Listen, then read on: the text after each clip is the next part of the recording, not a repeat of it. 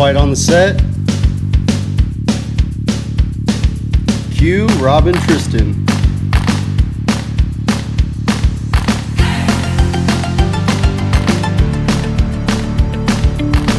Roll tape.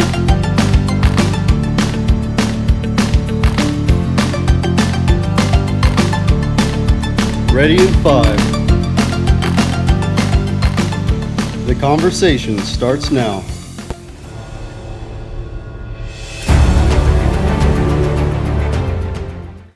Good morning, everybody. Thanks for joining me. I'm Rob with Rob and Tristan's Foster Life Special Edition, Coronavirus and Fostering. In the United States, we now have 61,167 confirmed cases of coronavirus. And just in this morning, over 1,000 people in the United States have died of this disease. 354 have recovered. We start with breaking news today. Good morning, I'm Rob. We just learned this morning that New York announced last night that patients will now share, 2 patients will share 1 ventilator as the coronavirus epidemic gets bigger and more people are diagnosed and more people are in care, which is pretty interesting. I know that it's been in the news a lot lately about how they're going to get medical supplies and with the amount of patients that they have and that type of thing. And so this is kind of an interesting take that they've taken, but basically they just announced this morning that 2 patients will share 1 ventilator, and they've signed that into action. And so that basically doubles what they can do in New York. So we went through our first day of actually the stay-at-home order that is in our county, Greene County in Springfield, Missouri. And things went pretty good. Our kids spent a lot of time outside playing and just doing family stuff. We did the trampoline, and we've just kind of made it like our summer break, so to speak, and kind of gotten them in that routine, in that mode. But we're still really putting those routines in action where they get up in the morning, they do their chores, then they have breakfast, then after breakfast we go play for a little bit, we have lunch, we rest in the afternoon, and so on and so forth, to try to make it as normal as possible. But one of the things that I was reading that was interesting that I guess we could try as well as foster families is some neighborhoods are actually putting teddy bears in the windows, and so when people drive through the neighborhood, they know that those people are distancing themselves, but that's just a sign of kind of the times, and you can see all the people's different teddy bears that are in the window. But that led me to another thing that we could do is with your family, you could come up with an idea of your own, and maybe you decide that as you're talking with your kids, because we don't want our kids to be scared and we don't want them to be nervous, and we want them to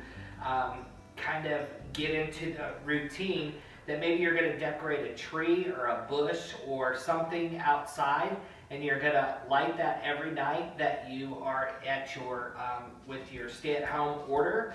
And then when that order is lifted, then you would not light that bush or tree or whatever that is that you wanted to do, something like that. So that's something for the whole family to work together to do. But then also it's something that at the end you guys can kind of take down together and remember what you guys have been through and what you've accomplished. Because really, if you think about it, 30 days, the stay at home for 30 days, that's quite an accomplishment. And as Americans, I think we're always on the go so much. It's a little bit strange to just kind of relax. Another thing that I wanted to encourage you today to do is make sure that you as parents are finding time alone. And I've read a lot of articles on this as people are locked down in their home or at their property or residence. It's good to spend time together as a family, but it's also good to kind of separate and have people go into different rooms and do different things.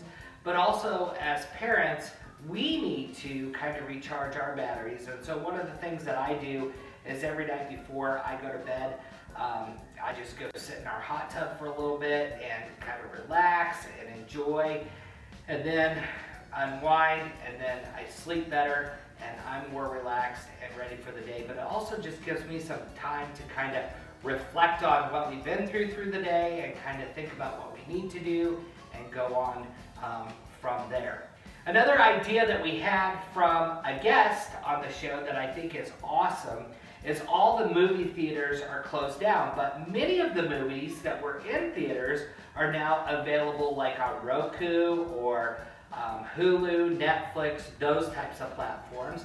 And so what you do is you set up your living room kind of like a movie theater. You have popcorn and candy and pop and all those wonderful things that you would normally have at a movie theater, and then rent one of those new movies that's in theaters now, and just have kind of a movie theater movie night. And I thought, what a great idea. And it's something that kind of gets everybody's mind off of everything that we're seeing, because all I'm seeing in the news or on the web or on social media is coronavirus, and you just gotta take a break. And I encourage you just to maybe get an update in the morning and then put your phone or tablet or computer aside, and then maybe get an update in the evening and then put it aside, because too much of this can just be depressing. I mean, it's kind of a different time, and we don't want people to be depressed, and we want people to do new hobbies, do new things, learn how to rest a bit, maybe bond with your children. There's all sorts of things that we can do as Americans, but we're always so busy and stressed. This is really a time that we can decompress and relax with our family and enjoy. So I want to remind you today, if you suspect that you have coronavirus, this is what you need to do. First, you need to make a telephone call or a web appointment with your physician. Do not just show up there. So make a telephone call or a web appointment with your physician. Secondly, the next thing that you need to do is you need to separate from all of your family members and your pets. And it does say on the Center of Disease Control, from your family members and your pets. So you need to separate from them.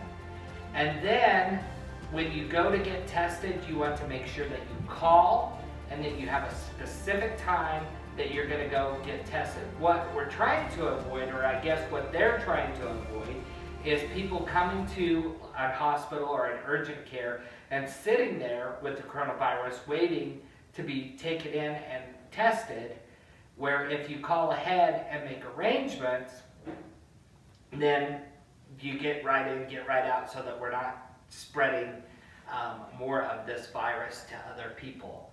So that's our coronavirus and fostering update for today, Friday. We're going to be here with you 7 days a week with Rob and Tristan's Foster Life Special Edition, Coronavirus and Foster Families. Until tomorrow, be safe, take care, and enjoy your family, and take some time to relax. Help support Foster TV. Go to fostertv.net and make a donation today. Foster TV's My Story is a Hedfra production, only on Foster TV.